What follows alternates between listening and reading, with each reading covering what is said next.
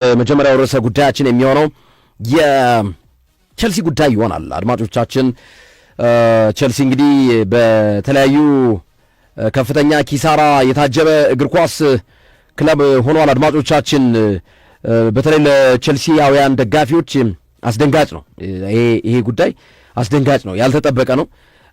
እስካሁን ድረስ በክብረ ወሰን ደረጃ የተቀመጠው የማንቸስተር ሲቲ ነበር። ማንቸስተር ሲቲ እሱም 2011 እንደ አውሮፓውያን አቆጣጠር 197.5 ሚሊዮን ፓውንድ የከሰረበት ኪሳራ ነበር።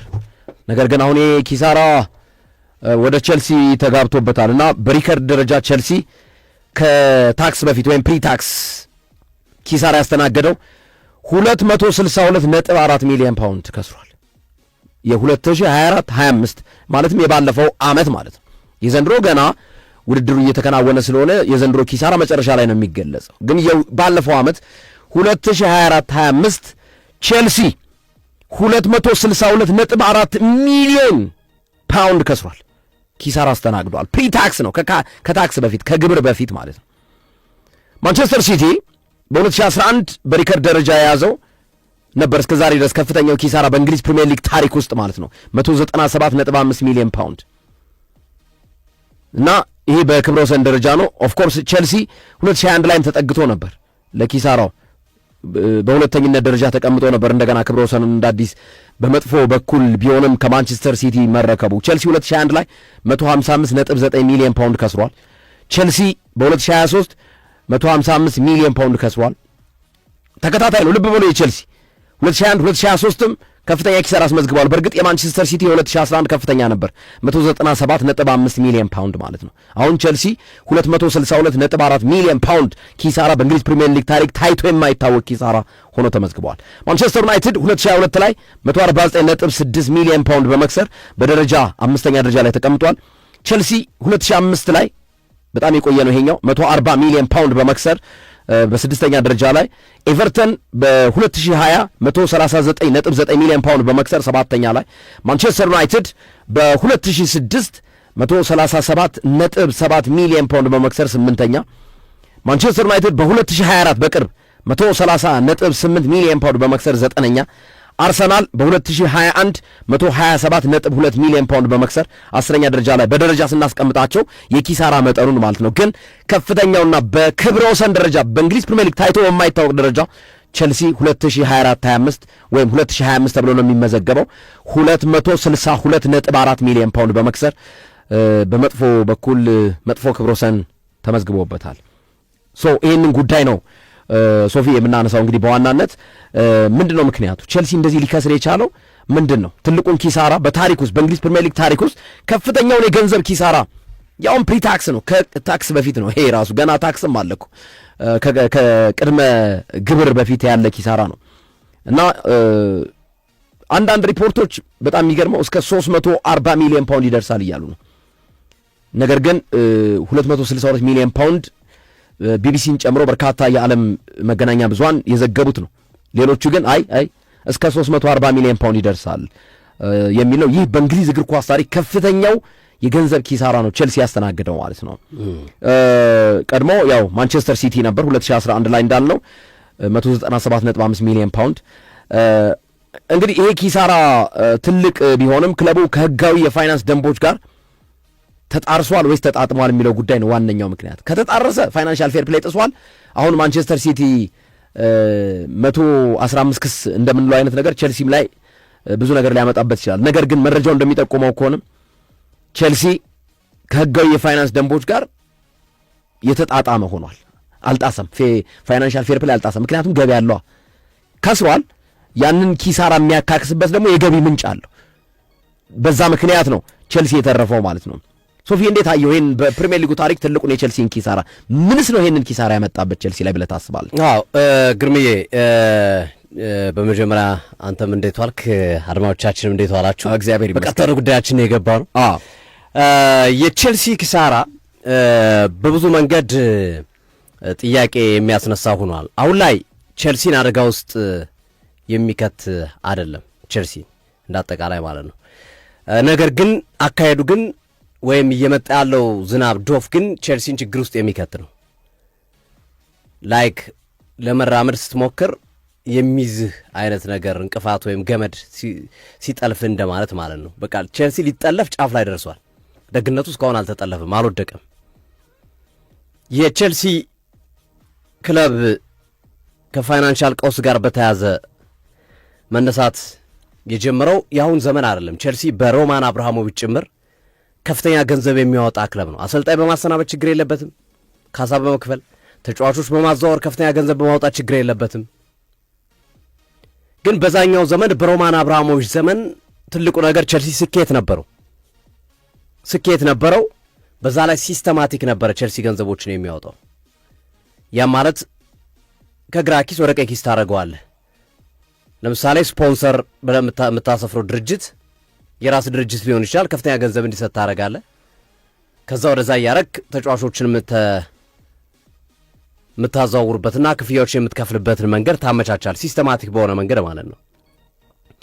ይሄኛው ግን አሁን 2022 ላይ ብሉኮ የተባለው የቼልሲን የገዛው ድርጅት የቶድ ቦሊ ድርጅት ክለቡን ከገዛ በኋላ ለተጫዋቾች ዝውውርና መሰል ነገሮች 1 ቢሊዮን ፓውንድ በላይ አወጥቷል ባለፉት 3 ዓመታት። ትልቁ የክለቡንም የፋይናንስ ሂደት እየረበሸ ያለው ይሄ ልክ ያጣ ያወጣት ሂደት ነው። ራሂም ስተርሊንግ፣ ሙድሪክ ከፍተኛ ገንዘብ ወጥቶ የመጣበት ተጫዋች ነው ሙድሪክ። እንደዚሁም በዚህ ሂደት ውስጥ እነ አሌክሲስ ዲሳሲ እያለ በጣም በርካታ ተጫዋቾች ቼልሲ ገዝቷቸው ግን ጥቅም ሳይሰጡ ወይም አልተጫወቱም ወይም አልተሸጡም ወይ ገንዘብ አላወጡም። እንደዛ በመሆናቸው ምክንያት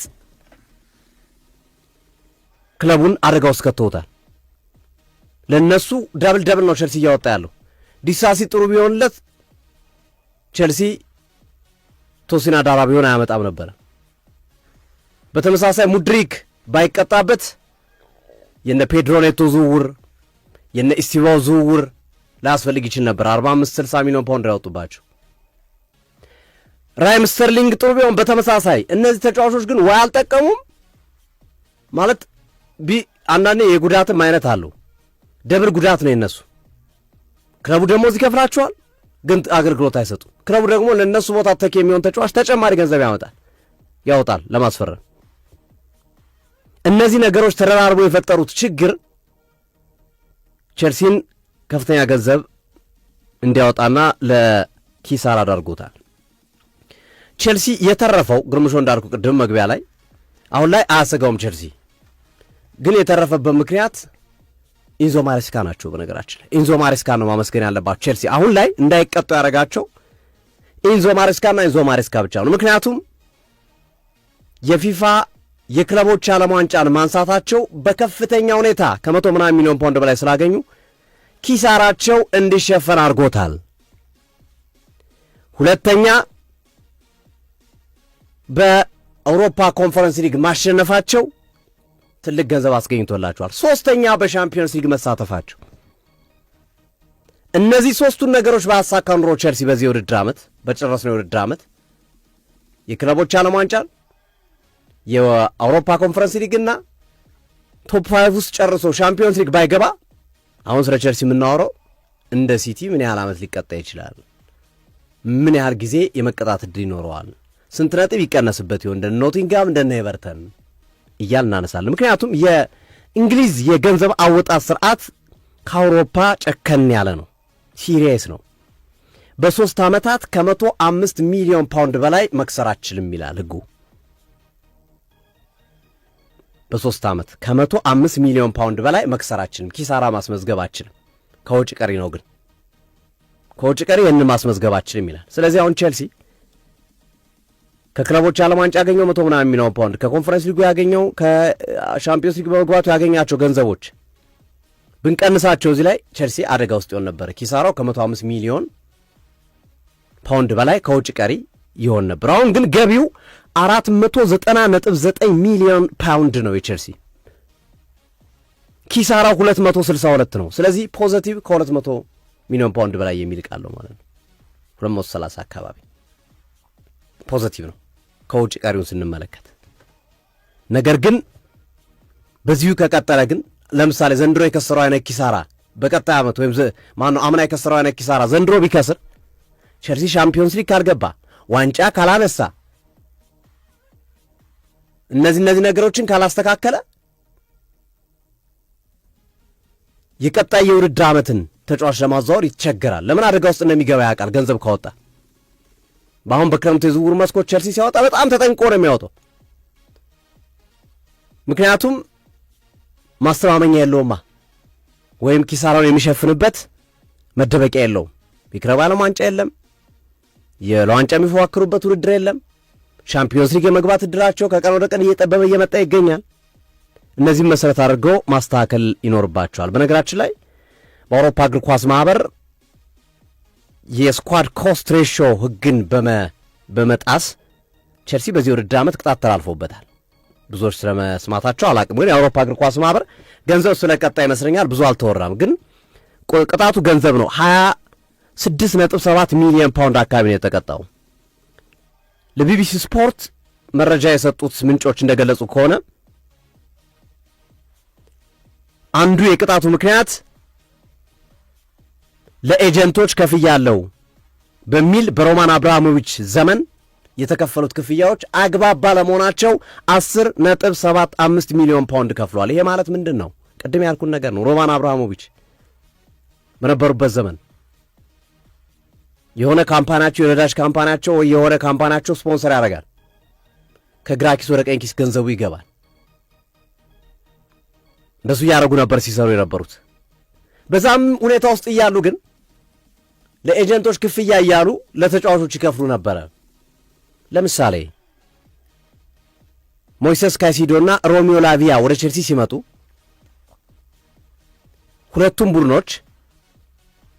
ሁለቱም ተጫዋቾች በሊቨርፑል ጥያቄ ቀርቦላቸው ነበር።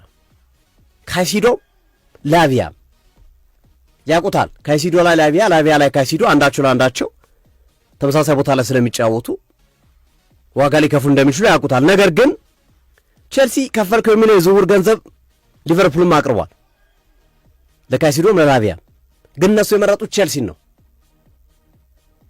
በወቅቱ የዜና ምንጮች ሲገልጹ እንደነበሩ ቼልሲን የመረጡት ያው ለስኬት የመቅረብ ድሩ ሰፊ ነው፣ ቶድ ቦሊ ጠንካራ ሰው ናቸው የሚልና መሰል ነገሮችን በማስቀመጥ ነው። ግን ውስጡ ሌላ ነው። ለላቪያና ለካይሲዶ በድብቅ ገንዘብ ተሰጥቷቸዋል ተጨማሪ ለኪሳቸው። ይሄ ከሮማን አብራሞቪች ዘመን ጀምሮ ሲመጣ የነበረ ሂደት ነው። ሮማን አብራሞቪች በነበሩበት ጊዜ ነው 10.75 ሚሊዮን ፓውንድ ቅጣት የተላለፈባቸው። በኤጀንቶች አማካኝተው ለተጫዋቾች ከፍለዋል። ለኤጀንቱ 10% ከፍያለሁ ብላ ያስመዘግባል። ግን ለኤጀንቱ የከፈለው 2% ነው። 8% የተጫዋች ነው የሚሆነው ማለት ነው። ወይም 20% ብሎ አስመዝግቦ 15% የተጫዋቾች ሊሆኑ ይችላሉ ማለት ነው። በዚህ ሂደት ውስጥ የተጠቀሱ ተጫዋቾች ራሂም ስተርሊንግ፣ ማይካሌዮ ሙድሪክ፣ እነዚህ ተጫዋቾች በሚዘዋወሩበት ጊዜ ለኤጀንቶች በሚል የተከፈለው ክፍያ የተጋነንና ስታንዳርዱን ያልጠበቀ ነው በሚል የአውሮፓ እግር ኳስ ማህበር ተጨማሪ ቅጣት ቀጥቶታል። የገንዘብ ቅጣቶች ስለሆኑ ከፍተኛ የገንዘብ ቅጣቶች ናቸው። 26.7 ሚሊዮን ፓውንድ ማለት አንድ መካከለኛ ተጫዋች የምታዘዋውርበት ነው። ስለዚህ ቼልሲ ቀይ መብራት ላይ ነው ያለው። ኦልሞስት ከቢጫ ወደ ቀይ ሊገባ ጫፍ ላይ የደረሰበት ጊዜ ነው ያለው። ስለዚህ ከፍተኛ ጥንቃቄ ማድረግ የሚገባቸው ሂደት ይኖራል። በቀጣይ ቼልሲ የ100 ሚሊዮን ፓውንድ ተጫዋች ምናምን የሚያስፈርም አይመስለኝም። በቀጣይ የክረምት የዝውውር መስኮት በመጪው ክረምት የዝውውር መስኮት ሪስክ አለው። ምናልባት ቻምፒዮንስ ሊግ ገብተው ከጨረሱ፣ ምናልባት ሌላ የገንዘብ ማግኛ ስፖንሰርሺፕ ካገኙና መሰል ነገሮችን ካላረጉ በስተቀረ በጣም አስቸጋሪ ይሆንባቸዋል ተብሎ ይጠበቃል። አሁን ይሄ ኪሳራ ቅድም ግርምሾም እንዳልከው ቢቢሲ በዘገባውን በፊት ለፊት ገጹ እንደገለጸው በእንግሊዝ እግር ኳስ የተመዘገበ ትልቁ ኪሳራ ነው። ትልቁ ኪሳራ በእንግሊዝ እግር ኳስ እንዲህ አይነት ኪሳራ በታሪክ ተመዝግቦ አያውቅም። 262 ሚሊዮን ፓውንድ ከስሮ የሚያክል ክለብ የለም በታሪክ። ከዚህ በፊት ከተከሰሩ ኪሳራዎች በቅርብ ሌላኛው ኪሳራ ያስተናገደው ራሱ ቼልሲ ነው። በቅርብ ዓመታት ጣራ የነኩ ኪሳራዎች 2021 ላይ 155 ሚሊዮን ፓውንድ ኪሳራ ያስመዘገበበት ቀይ መብራት ነበር። ይህኛው ኦልሞስት በጥፍ ሊጠጋ የተቃረበ ነው 262። ግን በእንግሊዝ እግር ኳስ ታሪክ ሁለተኛው ብዙ ኪሳራ የከሰረው ቡድን ማንቸስተር ሲቲ ነው። 2011 ላይ ከ15 ዓመታት በፊት 197 ሚሊዮን ፓውንድ የከሰረበት ማለት ነው። ከቶፕ 10 አራቱ የቼልሲ ነው። በእንግሊዝ እግር ኳስ ከተመዘገቡ 10 ከፍተኛ ኪሳራዎች አራቱ የቼልሲ ነው። 2021፣ 2023 እንደዚሁም 2005 ላይ አሁን ደግሞ 2025 ላይ የተመዘገበ ኪሳራ ነው ማለት ነው። አሁን ቼልሲ ይሄኛው ኪሳራ ያው ቀደም እንደጠቀስኩት በተለያዩ መንገዶች ሊስተካከል የሚችል እንደሚሆን ይጠበቃል። ከተጠነቀቁ ተጫዋቾችን መሸጥ ይኖርባቸዋል። ማስተካከል የሚኖርባቸው ቦታዎች ማስተካከል አለባቸው። ስኳድ መቀነስ አለባቸው። የተንዛዛ ስኳድ እና መሰል ነገሮችን ማድረግ አለባቸው። ግን ቼልሲ ኪሳራው ብቻ አይደለም። አሁን ትልቁ ዜና በቼልሲ ቤት ውስጥ ሌላ ከባድ ዜና ሆኖ እየመጣው ያለው ዜና ክለቡን እንለቃለን የሚሉ ተጫዋቾች መብዛታቸው ከባድ የሚያደርግባቸው ቼልሲዎች። አንደኛው ኢንዞ ፈርናንዴዝ ነው። በግልጽ ተናግሯል። ከቦነስ አይረስ ቀጥሎ፣ ቦነስ አይረስ ማለት የአርጀንቲና ዋና ከተማ ናት፣ የሀገሩ ማለት ነው። እጅግ የሚወደው ከተማ ማድሪድን ነው። ይህ ግልጽ ንግግር ነው። የሚመቸኝ ከተማ ማድሪድ ነው። ማድሪድ ከጠየቀኝ አስብበታለሁ ብሏል። በኢንዞ ፈርናንዴስ ተገርመሳና በቃ ማርክ ኮኮሬያ በስፔን ብሔራዊ ቡድን ግልጋሎት እየሰጠ ባለበት ሰዓት ለቀረበለት ጥያቄ ያውም ከጉዳዩ ጋር ባልተያዘ ጉዳይ ላይ ተነስቶ ባርሴሎና እኔን የሚፈልግ ከሆነና ለእኔ ጥያቄ ካቀረበልኝ እምቢ ለማለት እቸገራለሁ የሚል አስተያየቱን ያስቀመጠበት ሂደት ነው ያለው። ስለዚህ የቼልሲ ቤት አሁን ብዙ ችግሮች እየመጡ ነው ያሉት። ቶድ ቦውሊ ውጤታማ አልሆኑ። ተስፋ የነበረው ከፍተኛ ቢሊዮነር ስለነበሩ ከሮማን አብራሞቪች 4.5 ቢሊዮን ዩሮ አካባቢ አውጥተው ሲገዙ ቼልሲዎች ተስፋ አድርገው ነበረ። ምንም እንኳን የሮማን አብራሞቪችን መሄድ ፈጽሞ ልባቸው ባይቀበለውም ግን የመጡት ሰውም ከፍተኛ ገንዘብ ያላቸው ስለሆነ ክለቡን ያሻሽላል የሚልና እርሳቸውም ገንዘብ ለማውጣት ችግር የለባቸውም። ችግሩ የአማካሪ የማኔጅመንት እና የሚወስኗቸው ውሳኔዎች ናቸው እንጂ ገንዘብ ለማውጣት የሚሰስቱ አይደሉ። ግን በዛ ሂደት ውስጥ ቼልሲ ጥሩ አመራር የለውም። በሮማን አብራሞቪች የነበረው ጥንካሬ ጠንካራ አመራሮች ነበሩ። የሚያመጧቸውን ተጫዋቾች ያውቃሉ። የሚያዘዋውሯቸውን ተጫዋቾች ምን ያህል ጥቅም እንደሚሰጡ በደንብ አረጋግጠው ነው የሚመጡት። እነ ኤዴን ሃዛርድ፣ እነ ድሮግባ፣ እነ ፔድሮ፣ እነ ጆን ቴሪ፣ እነ ኢቫኖቪች የቱን ጠቅሰ እነ ማይክል ኢሴን፣ እነ ጆኖቢ ሚካኤል፣ ፍራንክ ላምፓርድ እያልክ እያንዳንዱ ተጫዋቾች የመጡት ተጫዋቾች በሙሉ መጥተው ተጽዕኖ የሚፈጥሩ ነበሩ። ፕሩፍ ያደረጉ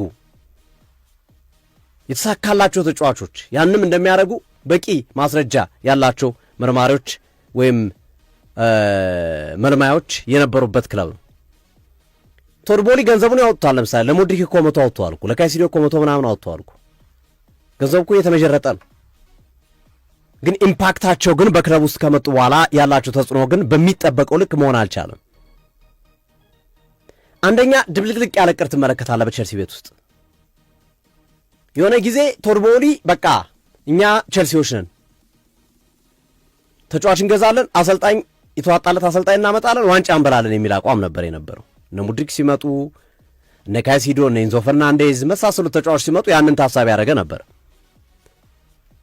ከሆነ ጊዜ በኋላ ደግሞ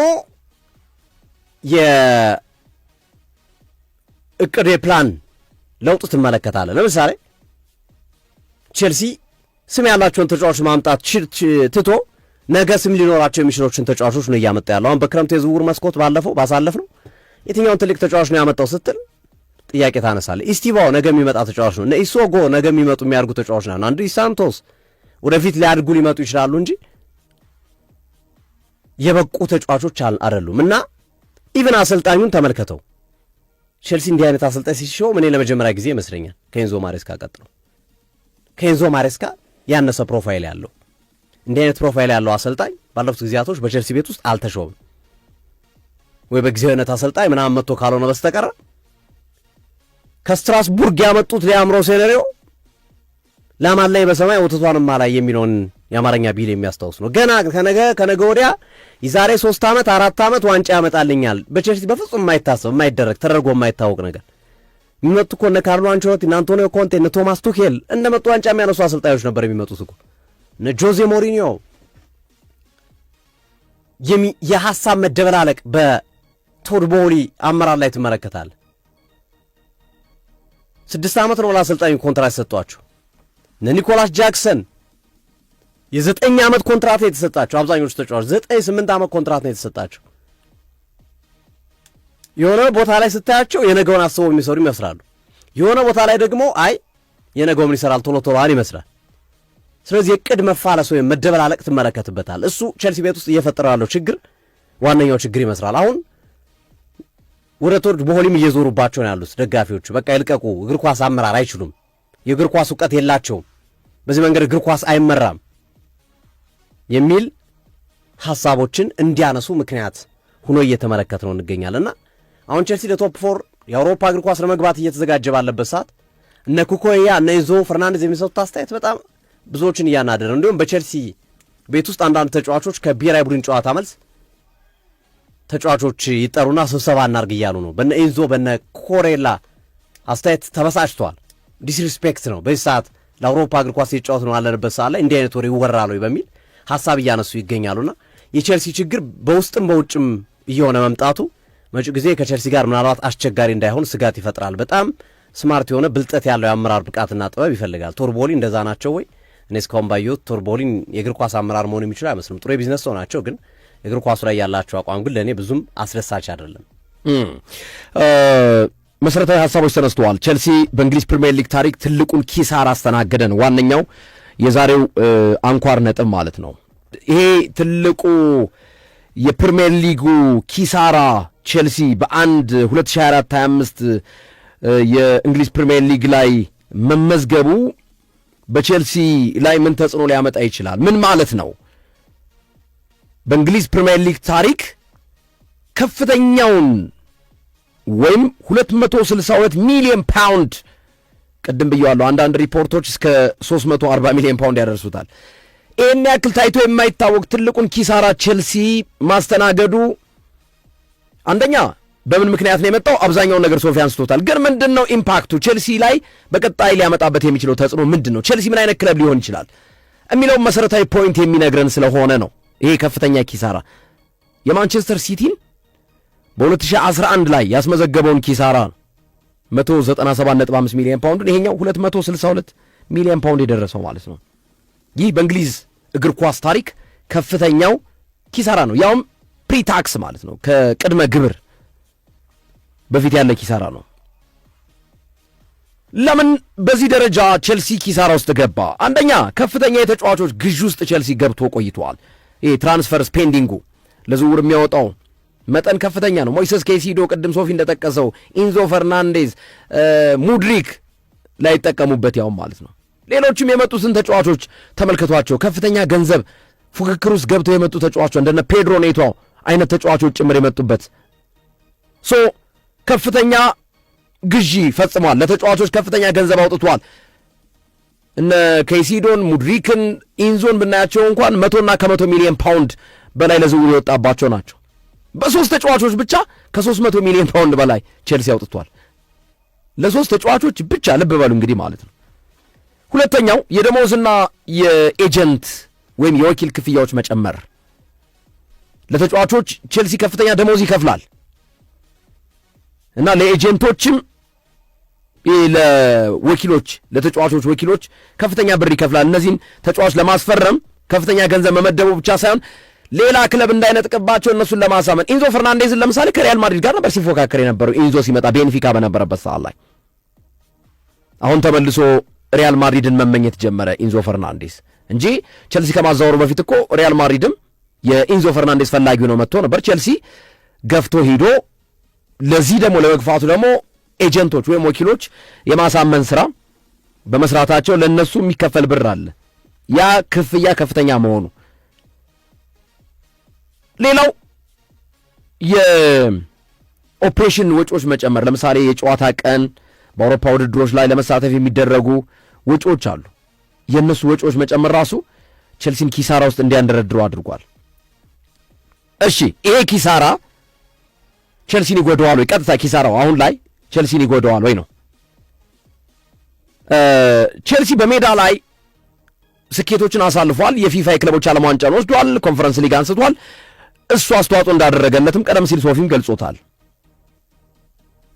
ታዲያ ትልቅ ኪሳራ ነው ከተባለ በፕሪሚየር ሊጉ ታሪክ ከፍተኛ ኪሳራ ካስተናገደ ከፋይናንሻል ፌር ፕሌይ ወይም ከኤፍኤፍፒ እና ከፒኤስአር ጋር ወይም ደግሞ ምህጻረ ቃል ነው ሲተነተን ከፕሮፊት ኤንድ ሰስቴናቢሊቲ ሩልስ ፒኤስአር ተብሎ ባጭሩ የሚጠራው ማለት ነው።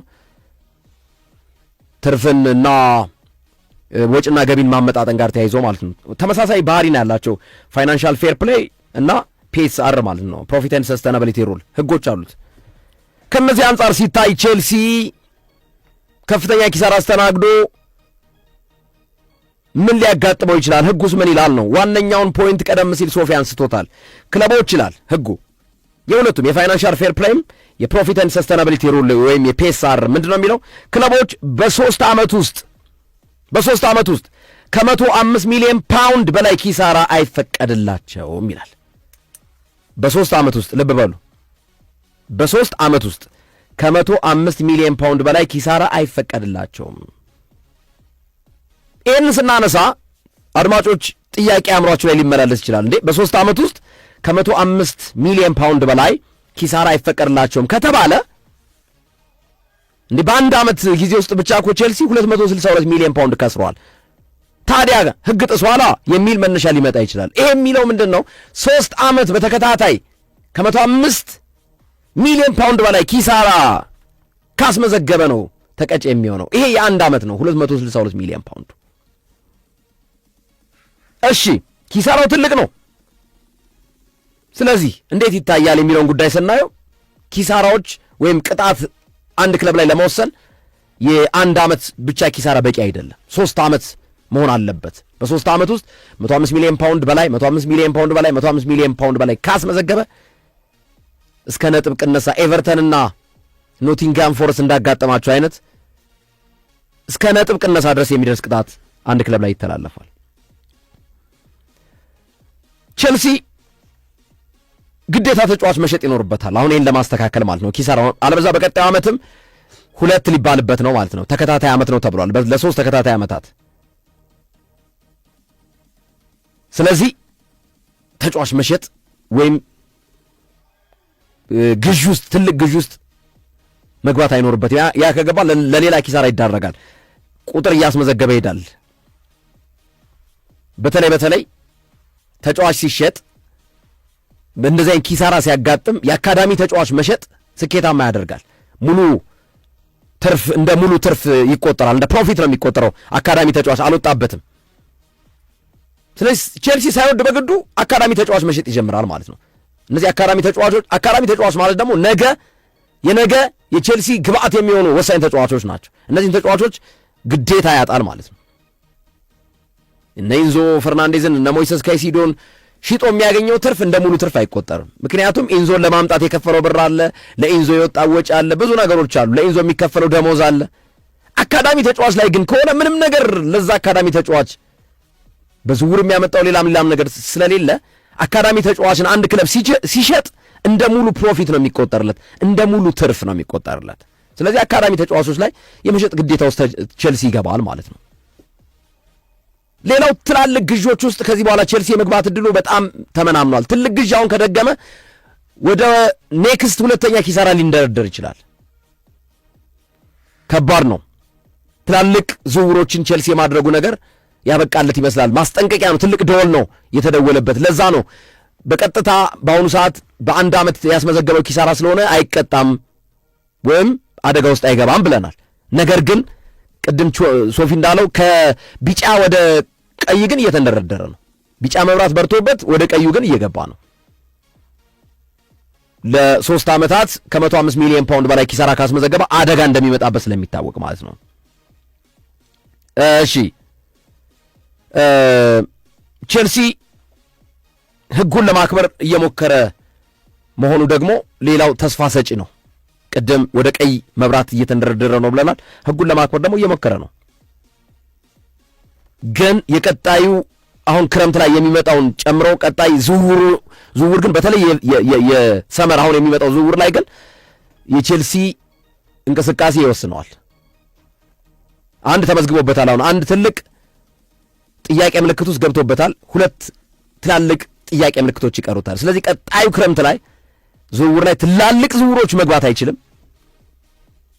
በነፃ ዝውውር ወይም መጠነኛ ብሮችን እያወጣ ነው ተጫዋች ሊያዘዋውር የሚችለው። በሌላ በኩል ደግሞ የነ ኢንዞ ፈርናንዴዝ እና የነ ማርኮ ኩሬያ ሪያል ማድሪድና ባርሴሎናን መመኘት ደግሞ ራስ ምታት ሆኖበታል ቼልሲ። ስለዚህ አሁን ላይ እንደሚያሳየው ከሆነ ቼልሲ በቀጣዮቹ ዓመታት ውስጥ አሁንም ያ የቀድሞ አስፈሪውን ቼልሲ ለማግኘት ጊዜ እንደሚወስድበት ማሳያ ነው። ተጫዋች ሊለቅበት ይችላል። ሪያል ማድሪድ ኢንዞ ፈርናንዴዝ ፈላጊ ሆኖ መጥቷል። ኩኩሬያ ባርሴሎና ከጠየቀኝ በፍጹም ኖ የምልበት አንደበት የለኝም ብሏል። አሁን ያለው የቼልሲ አቋም እንደ ድሮ እንደነ ዲዲዬ ድሮግባ እንደነ ጆን ቴሪ ላምፓርድ የነበረው አይነት ቼልሲ አይደለም። ክለቡ ሻምፒዮንስ ሊግ ካልገባ ደግሞ ሌላ ራስ ምታት ነው። ዝውውር ላይ ትላልቅ ዝውውር ማድረግ አይችልም። ይሄኛው ኪሳራ አሁን ቼልሲ በረዥም ገመድ ነው የተያዘው። ትልቅ ገንዘብ ሊያወጣ ሲል በገመድ ይስቡታል፣ ይይዙታል። ወይም ደግሞ እንደ ጋሪ ፈረስ ወደፊት እየሄደ ያለ ጋሪውን የሚነዳው ሰው በፍጥነት ጎትቶ በገመዱ ነው የሚይዘው አይደል? ልክ እንደዛ ነው ቼልሲ የተያዘው። አሁን ቼልሲ በረዥም ገመድ ተይዟል። አይ ያንን ገመድ በጥሽ አልፋለሁ ካለ የራሱ ፈተና ነው የሚገጥመው። በ3 ተከታታይ ዓመታት ከ105 ሚሊዮን ፓውንድ በላይ ኪሳራ ከሆነ ነጥብ ይቀነሳል። ህጉ እንደዛ ስለሚል ማለት ነው። ሌላው ቼልሲ እንግዲህ ወደፊት ያለበት ተጽዕኖ ስንበት ነው። አንደኛ የግዢ ገደብ ቼልሲ ቤት ውስጥ ይፈጠራል ክረምት ላይ። ይሄ ስፔንዲንግ ኮንትሮል የምንለው ተጫዋች ለማውጣት 180 90 አይደፍርም ቼልሲ ከዚህ በኋላ። ከደፈረ ግን ሊደፍሩም ይችላሉ። ህጉ ያመጣውን ያምጣ ብለው ማለት ነው። ቅጣት ነው የሚጠብቃቸው። ነጥብ ነው የሚያስቀንስበትን መንገድ ነው የሚያመቻቸው። ይጠነቀቃሉ። ጥያቄ ምልክቱ ስለሆኑ የግዢ ገደብ ወይም ስፔንዲንግ ኮንትሮል ያደርጋሉ። ከዚህ በኋላ ቼልሲ በጥንቃቄ ነው የሚጓዘው። በእርግጠኛነት መናገር የምንችለው ማለት ነው።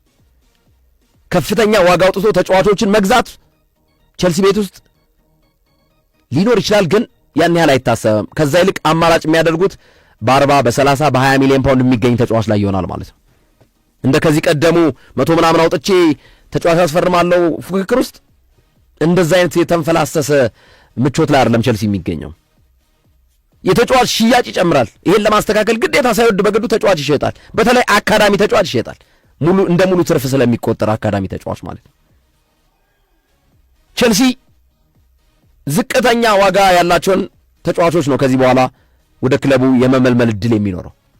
ዝቅተኛ ዋጋ ያላቸውን የደመወዝ ቁጥጥርም ያደርጋል ተብሎ ይጠበቃል። ትላልቅ ክፍያ የሚከፈላቸው የቼልሲ ደመወዝተኛ ተጫዋቾች እነሱን ሳይወድ በግዱ ይቀንሳል። አለበለዚያ አሁንም ከፍተኛ እንደ ቼልሲ እኮ በጣም ሶፊ በጣም የሚገርምህ እነ ራሂም ስተርሊንግን እኮ ቁጭ አድርጎ ሲቀልብ የነበረ ክለብ እኮ ነው።